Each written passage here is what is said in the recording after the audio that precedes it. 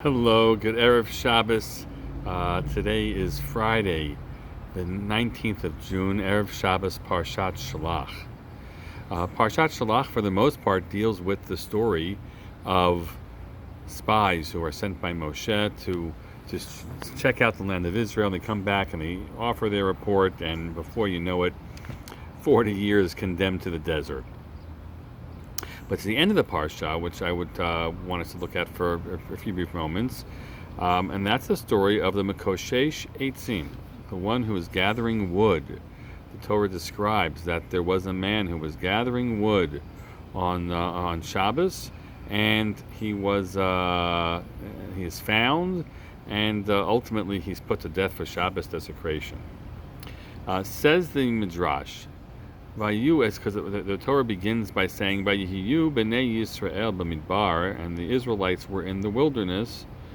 So our general, simple shot here is that this is happening when where we are right now, and they're actually in the Midbar Paran, in the wilderness of Paran, where they have been in position to enter the land of Israel, but they're going to have to turn away and not enter Israel. But that's what we're describing, and so the story happens once they've been condemned to these 40 years in the wilderness. And so when somebody seems to just break down and not follow the rules, and there is the consequence that follows.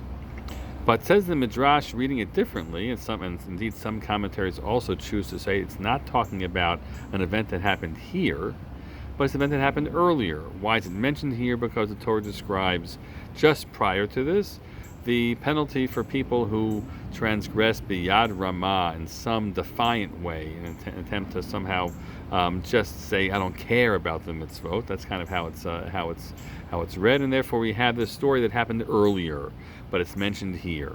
Vayu b'nei Yisrael b'midbar, says the Sifrei, Bignut Yisrael hakatuv medaber, shelo shamru el Shabbat rishona.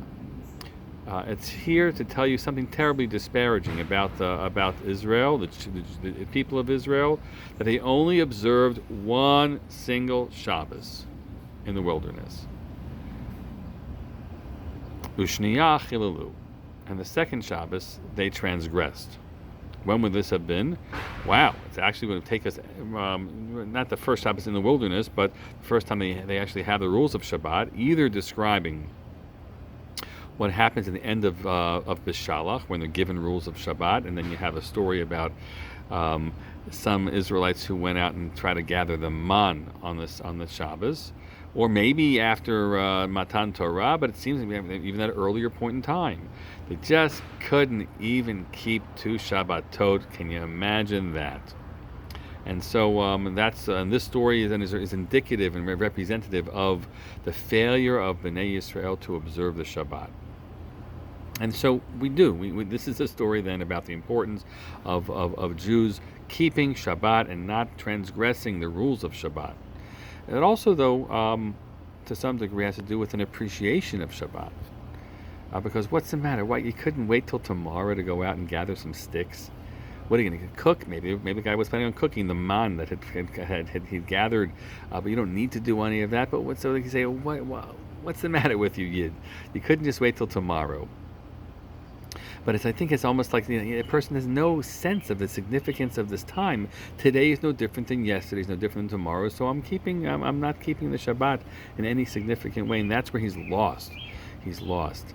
The Jew has to start with an appreciation that Shabbat is a different time, and it offers you something special and unique and different than any other time of the week does.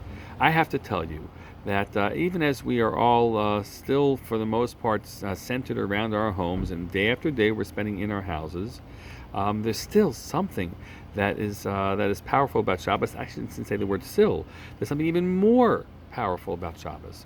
I find myself saying more than ever, I can't wait until Shabbos comes.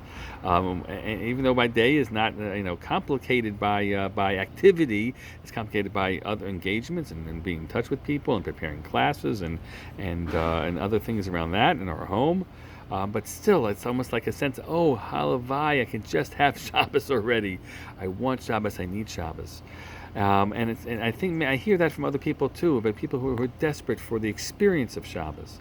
And so now, as we're gathering, to start some of our minyanim together, whether it's at the Hebrew Institute playground or in the back of two homes, the Sadanoff home this week and the Birnbaum home as well, I think people are desperate for the Shabbos experience, the collective experience, but for Shabbos itself. And even though the sages speak and they say that the text comes to as a disparagement of Israel, you couldn't hold on to Shabbos. I think that we continue to show that Shabbos is indeed what keeps us going. And in the midrashic terminology, because we failed to keep the Shabbos, redemption wasn't coming. We have to hope and pray that our embrace of Shabbos actually is bringing redemption a little bit closer, or much closer, each and every time. Let's hold on to our Shabbatot together, the times that we can be physically together or not, so that Shabbos should provide for us all that it's meant to provide, and we should provide to Shabbos the honor and the appreciation that Shabbat itself is meant to carry. Have a Shabbat Shalom.